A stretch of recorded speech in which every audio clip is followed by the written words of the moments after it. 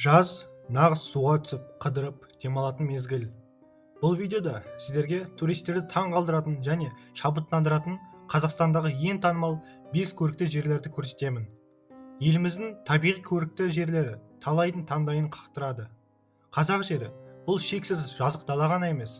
Мұнда табиғат ананың қолынан шыққан керемет туындылар жетерлік.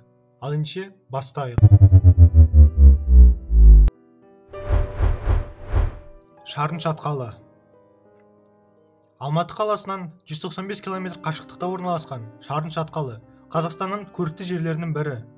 Шарын шатқалы табиғатын әсемдігі мен көз тартар ерекше сұлулығымен белгілі. Бұл аумақта 12 миллион жыл бұрын пайда болды деген болжам бар. Шатқалдар аумағында Қамалдар алқабы, Айдаһар шатқалы, Бақсылар шатқалы деп аталатын орындар бар. Туристердің ең бір сүйікті жеріне айналған орын бұл Қамалдар алқабы. Шынында, мұндағы ежелгі қонысты еске түсіретін таң ғажайып тас жыныстарының тұтас тізбегі және тау жыныстар құлыптарға ұқсайды. Алқаптың ұзындығы 2 шақырымды құрайды. Бұл Шарын өзенімен жалғасатын ең әдемі және түрлі түсті жол. Шарынды Американың аты әйгілі Гранд шатқалының кішірейтілген көшірмесі деп те атайды. Жабайы аңдардың бейнесі арқылы бұл аймақта палеолит дәуіріндегі құс жануарларын мекендегенін аңғаруға болады. Шарын шатқалының табиғаты жануарлар мен өсімдіктерге бай. Бұл жақта ұя басатын құстардың 103 түрі, бауырмен жорғаушылардың 25 түрі, сүтқоректілердің 62 түрі мекендейді. Шатқалда өсетін 1000 жарым өсімдіктің 17 түрі Қазақстан Республикасының қызыл кітабына енген. Шатқалды бойлай Шарын өзені ағып жатыр. Жалпы Шарын шатқалы өзен бойымен солтүстік шығыстан оңтүстік батысқа қарай 154 шақырымға дейін созылып жатыр. Шарынның ағысы адамды ағызып әкететіндей секілді. Сондықтан мұнда суға түсуге тыйым салынған. Тау жартастары көз тартатын қызғыш түсті болып келеді. Шатқалға жай көлік міне алмайды. Сондықтан оны аралаймын деген адам өзінің 2 аяғына ғана сенеді. Демалыс күндері Шарын шатқалдарына арнайы турлар ұйымдастырылады. Шатқалға жету аса оңай емес. 3-3,5 сағат уақыт кетеді. Бүгінде Шарын жыл бойы әлемнің әр түкпірінен туристердің ағылып келіп жататын орынға айналды. Баянауыл. Баянауылдың жұмсақ климаты шипалы. Осыған байланысты туристер бұл жаққа күш жинау үшін, сондай-ақ тауларға серуен жасап, өзін тексеру үшін келеді. Бұл жағдайда Баянауылдың ең биік шыңына Ақбетке шығу аса қиын іс емес екендігі қуантады. Тау басына шықсаңыз, бүкіл Баянауылға және төңіректегі жазық далаға көрініс ашылады. Тек Ақбет тауынан ғана Баянауылдың 3 өзені Жасыбай, Сабындыкөл және Торайғыр көрінеді. Баянауыл еліміздің әдемі жерлерінің бірі. Таза ауасы, жасыл ормандар мен мөлдір суы ешқайсыңызды эмоциясыз қалдырмайды. Асан Қайғы бабамыз Баян тауын көргенде ат ерін алмайтын жер екен. Бір түне кетемін деген адам бір жұмаға қалады деген екен. Баянауыл Мәшһүр Жүсіп Көпейұлы, Сұлтанмахмұт Торайғыров, Қаныш Имантайұлы Сатпаев, Әлкей Марғұлан, Жаяу Мұса, Жүсіпбек Аймауытов сияқты ғұламалардың туып өскен жері.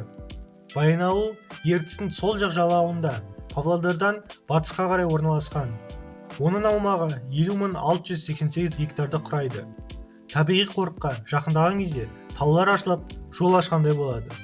Көз алдарыңызға жазық, әрі қатпар-қатпар тастарға толы алқап көрінеді. Міне, балыққа толы көк өзендері, шипалы күшке ие қылған жапырақты ормандары, шүйгінді жайылымдары бар. Табиғаты әсем, керемет өлке жазылып жатыр. Баянауылға негізінен көбінесе өз қазақтарымыз барады. Арасында ресейлік туристер де кездеседі. Көлсай. Алматы облысы Кеген ауданындағы Көлсай көлін бір көруді армандайтындар көп. Зерттеушілер Көлсай аймағы 250 жыл бұрын пайда болғанын айтады. Көлдің өзі бірінші Көлсай, екінші Көлсай, үшінші Көлсай деп 3-ке бөлінеді. Көлдер өзінше ерекше және тереңдігі де түрліше. Бұл көлдердің пайда болуын ғалымдар 19 ғасыр соңында 1888-1889 жылдар аралығында орын алған жер сілкінісімен байланыстырады. Орасан зор опырылып құлаған тас пен топырақ үйіндісі шатқалдың бірнеше жерін бөгеп табиғи бөгеттер жасаған. Орман алқабында өз әсемдігімен ерекшеленетін тянь-шань шыршасы, жеміс ағаштары, қайын, терек және тағы басқа ағаштар бар. Қазір рұқсатсыз ағаш кесуге, аң аулауға тыйым салынған. Жаз айларында мұнда туристер көп келеді. Сондай-ақ қонақ күтуге арналған киіз үйлер де тігілген. Сата ауылындағы қазақ үйлердің біріне мейман болып жатсаңыз, ұлттық дастархан төріне жайғасып, қазақ тұрмыс тіршілігіне бойлап, нағыз қонақжайлылықтың сыр сипатымен танысасыз. Тек орналасу орындарына туристік фирмалар арқылы алдын ала тапсырыс бергеніңіз жөн. Бурабай. Барлық әлем карталарында, бүкіл жер бетінде Бурабай өзіне тән табиғатымен ерекшеленеді. Оның Қазақстан Швейцариясы немесе Қазақстанның асылы деп аталуы бекер емес. Кез келген жанды ерекше сұлу табиғатымен баурап алатын бұл өлке жайлы аңыз әңгімелер, мәліметтер өте көп. Ғалымдардың пайымдауынша, бұл өлке осыдан миллиондаған жылдар бұрын мұздықтардың еруінен пайда болған екен. Ал біздің қазақ ата-бабаларымыз болса, бұл жердің жаратылысы жайлы өзіндік аңыздарын қалдырған. Бурабай ұлттық паркінің жалпы аумағы 83.510 гектарды құрайды. Ұлттық парк республикалық деңгейдегі ерекше жүйе бойынша қорғалатын табиғи орындардың қатарына жататын мемлекеттік мекеме болып табылады. Бұл жерде өсімдіктің 757 түрі бар. Оның 12-сі қызыл кітапқа енгізілген. Жалпы, табиғаттың осындай бірегей түрленуінің бар құпиясы осы өңірдің топырақ құрамымен тығыз байланысты. Бурабай қазақ даласының ортасында орналасқан тамаша жер, сиқырлы оазис. Бұл жерді көпшілігі Көкшетау тауына байланыстырып, Көкшетаудың інжу маржан деп атайды. Жергілікті тұрғындар арасында ең танымал және сүйікті аңыздардың біріне сәйкес, жаратушы әлемді жаратқанда, ол барлық ұлттарға түрлі табиғи байлықтарды бөліп берген делінеді. Біреуге биік және әдемі таулар, біреуіне кен орман, тағы біреуіне өзендер мен көлдер, ал қазақтарға тек шексіз дала бұйырған. Сонда адамдар мұндай әділетсіздікке ренжіп, басқа ұлттарға бұйырған табиғи сұлулықтың аздаған бөлігін болсын сұрау үшін Құдайға барады. Туристердің сүйікті жеріне айналған Оқжетпес жартасының биіктігі шамамен 300 метрді құрайды. Ол үшбұрыш пішінді. Бұл таудың басы жерде жатқан тас пілге ұқсайды. Сондықтан кейде оны адамдар піл деп атайды. Жалпы, Оқжетпес шыңына шығуға болады. Оған шығатын бірнеше туристік маршруттар да бар. Бірақ биік жартастан тек альпинистік құралдардың көмегімен ғана түсуге болады. Әулиекөлдің Бурабай көлі сол жақ жағалауында шығанақ орналасқан. Шығанақтың дәл ортасында желге мүжілген гранит қабаттардың үймесінен тұратын тас арал. Бұл тас жұмбақтас. Адамның қиялына байланысты жұмбақтас әртүрлі кейіпке енеді. Іле Алатауы. Іле Алатауы мемлекеттік ұлттық табиғи паркі оңтүстік Астана, Алматы шаһарын баурай орналасқан. Аумағы шығысы Түрген аңғар мен батысы Қаскелең шатқалының арасын қамтиды. Таудың шыңдары теңіз деңгейінен 4,5-5,000 метр биіктікке дейін жетеді. Ең биігі Талғар шыңы 4,973 метр. Осы биіктіктерде мұздықтар мен мариналық көлдер шоғырланған. Парк аумағында орналасқан тау көлдері табиғаттың ең көрікті жерлерінің бірі. Алатауының барлық шатқалдарының ішінде Кіші Алматы ең көп тармақталған, көптеген саналаулар мен шоққылардан тұрады. Олардың ішіндегі ең ірілері Бұтақты, Кімасар, Шымбұлақ және Мыңжылқы. Олар шығысында тау шатқалдарымен, батысында орманды алқаппен шектеседі.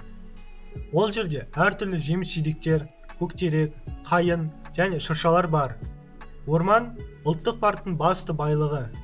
Іле Алатауы мемлекеттік ұлттық табиғи паркі 4 бөлімшеден және 1 қаумалдан тұрады. Олар Түрген, Талғар, Медеу, Ақсай бөлімшелері және Алматы мемлекеттік табиғи кешенді қаумалы. Әр шатқалдағы өзендер мен көлдердің, сонымен қатар жан-жануарлар мен өсімдіктердің өзіне тән ерекшеліктері бар. Ұлттық саябақ ерекше қорғалатын аймақ болғандықтан, аң атуға, дәрілік шөп пен тамыр қазуға рұқсат жоқ. Оны арнайы жасақталған инспекторлар қадағалайды. Заңсыз істеліп жатқан жұмыс болса, басшылыққа бірден хабар беріп, заң бұзушылықтың алдын алады. Ал аң атуға, шөп теруге тек арнайы рұқсат қағазбен ғана мүмкіндік беріледі. Бұл ұлттық паркте сонымен қатар бірнеше ірі сарқырама бар. Солардың ішіндегі ең ірісі Қайрақ сарқырамасы. Бұл шын түргендегі ең биік әрі ең көрікті сарқырама. Биіктігі 45 метр. Жалпы түргенде 7 сарқырама бар. Олар Іле Алатауы ұлттық паркінің құрамындағы туристер баратын орындарының бірі. Адамдар көп баратыны аюлы және тескенсу сарқырамалары. Қазіргі таңда Іле Алатауы мемлекеттік ұлттық табиғи саябағында экологиялық туризмді дамыту қолға алынуда. Себебі Іле Алатауы паркі өзінің табиғи және эстетикалық ерекшеліктерімен өзгеше. Соңғы уақытта еліміздің туристік әлеуетін арттыру мақсатында осы паркке қатысты үкіметтік деңгейде бірнеше жобалар қолға алынып, жолғы орталығы ашылды. Бұл орталықта турист өзіне керекті барлық мағлұматты ала алады. Осымен видео аяқталды. Комментарийге осы жазда жоспарлап отырған баратын жеріңізді жаза кетіңіз. Қош, сау болыңыздар.